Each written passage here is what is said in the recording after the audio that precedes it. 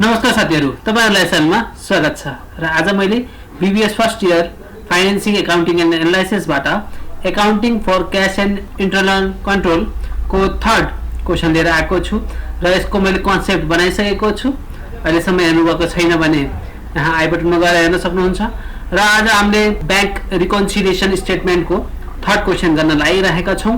र हाम्रो क्वेशन यस प्रकार छ: the companies book showed debit balance of ₹10,000 on April 30, 2018, but company's account showed credit balance of ₹11,400. The following items were found: outstanding check दिएको छ, deposit in transit दिएको छ, a bill of ₹5,000 and interest of ₹500 was directly collected by bank, service charge of 200 was charged by bank, NSF check of ₹2,000 returned by bank, a check of ₹2,100 sent for deposit, but the bank was credited of ₹1,200.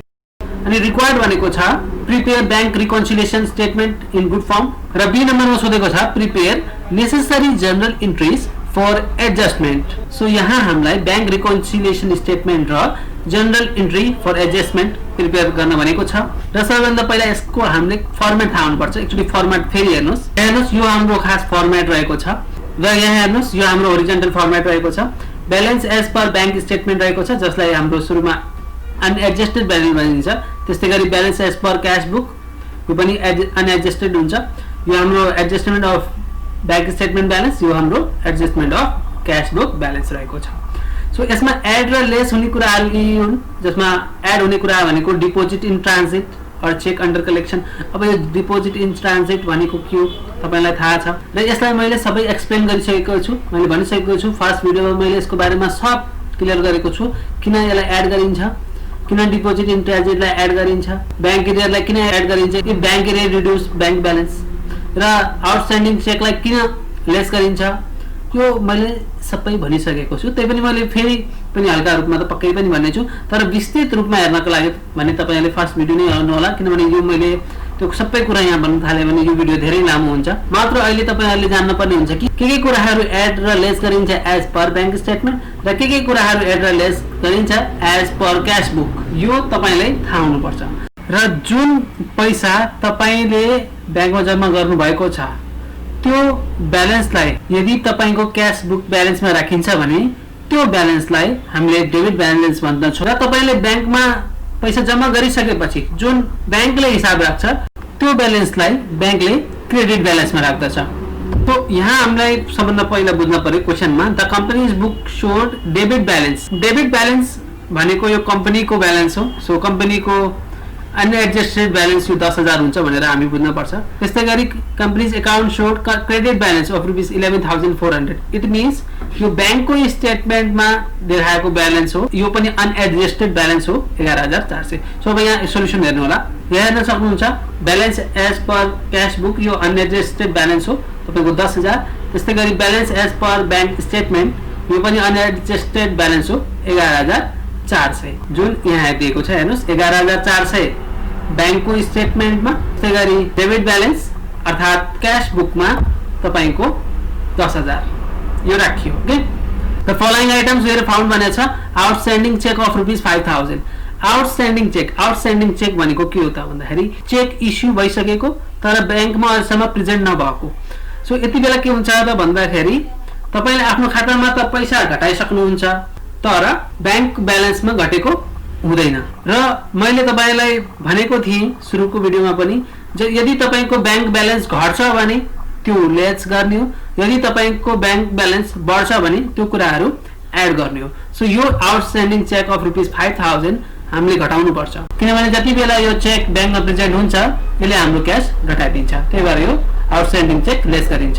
र deposit in transit 6,000 भनेको के हो त भन्दाखेरि तपाईले 6,000 deposit गर्न पठाएको हैन तर अहिलेसम्म बैंकमा नपुगेको त्यस्तोलाई हामीले डिपोजिट इन ट्रान्जिट भन्छौं। र डिपोजिट इन ट्रान्जिटबाट तपाईको के हुन्छ त भन्दाखेरि बैंक ब्यालेन्स बढ्ने हुन्छ। त्यही भएर हामीले यसलाई प्लस गर्छौं। यो दुईटा कुरा भयो यहाँ एन्सरमा। यहाँ हेर्नुस् एड गरियो डिपोजिट इन ट्रान्जिट, किन तपाईको ब्याङ्क ब्यालेन्स बढ्छ। सो 6000 यो एड गरियो। अनि त्यस्तै गरी आउटस्ट्यान्डिङ चेक हो, तपाईको ब्याङ्क ब्यालेन्स घट्छ, त्यो यो 5000 हामीले घटाइयो। यसलाई तपाईले ब्र्याकेटमा लेख्न पनि सक्नुहुन्छ। 3 नम्बरमा रहेको छ a bill of rupees 5000 and interest of rupees 500 was directly collected by bank. A bill of rupees 5000, 5000 को बिलमा 500 रुपैयाँ इन्ट्रेस्ट पनि थपियो र was directly collected by bank भनेपछि तपाईको के हुने भयो, इन्ट्रेस्ट बढ्ने भयो। र तपाईले कुरा के बुझ्नुस् भने यहाँ भनेको balance as per bank statement के कुरा लेख्ने हो त भन्दाखेरि एरियरहरु, outstanding cheque, deposit in transit यी मात्रै कुराहरु हामीले लेख्ने हो। त्यो बाहेक सबै हामीले क्याश बुकमा लेख्ने हो।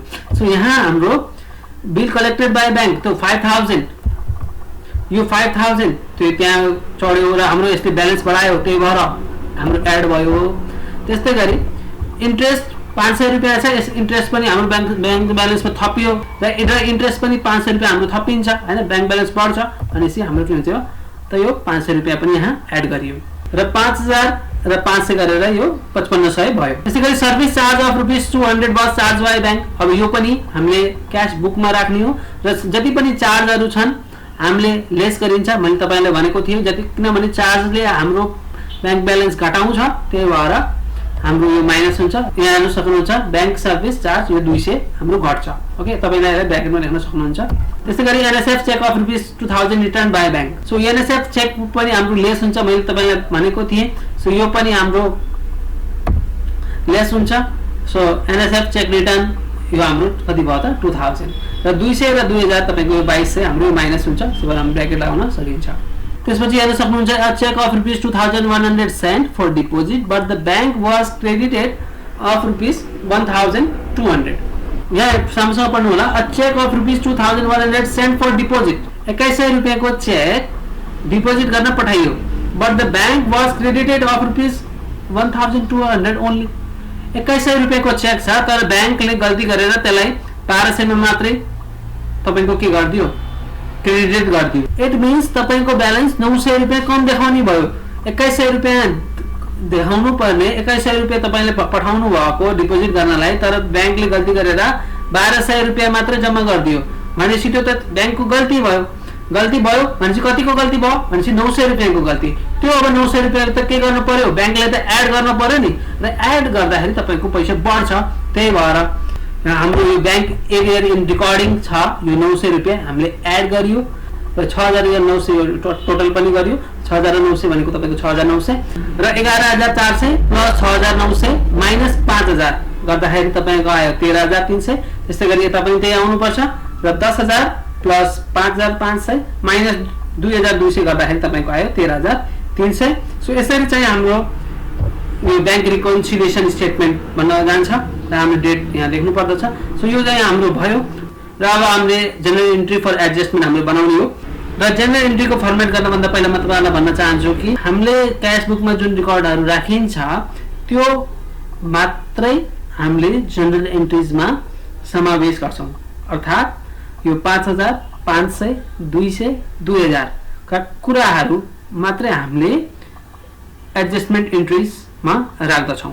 जस्तै यो तपाईको बिल रिसिभेबल र इन्ट्रेस्ट रहेको छ, यो हामीले हाम्रो जनरल इन्ट्रीज मा इन्क्लुड गर्नुपर्ने हुन्छ। र यहाँ हेर्नुस् क्याश तपाईको डेबिट भयो 5500 र क्रेडिट के भयो त भन्दाखेरि बिल रिसिभेबल 5000 र इन्ट्रेस्ट इन्कम 5 भयो। अनि हामीले रिजन पनि लेख्न पर्ने हुन्छ, to record bill amount collected along with interest, हैन। त्यस्तै गरी account receivable NSF cheque return by bank को बारेमा त तपाईलाई थाहा होला। जस्तै तपाईको 1500 ब्यालेन्स थियो, तपाईले 2000 को पठाउनु भयो।